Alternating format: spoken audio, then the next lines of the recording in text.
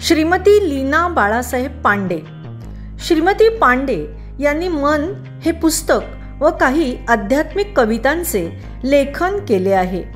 त्यांच्या काव्य गुंफण या कविता संग्रहास अनेक पुरस्कारांनी सन्मानित करण्यात आले आहे।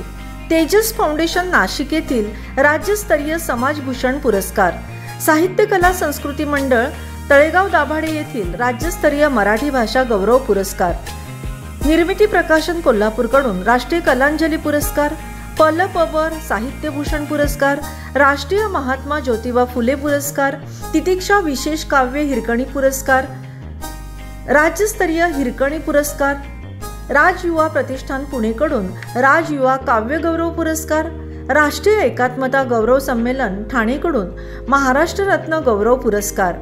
आज सर्वच स्टार कवी कुसुमाग्रज पुरस्कारांनी आपणास सन्मानित करताना आम्हास अतिव आनंद होत आहे।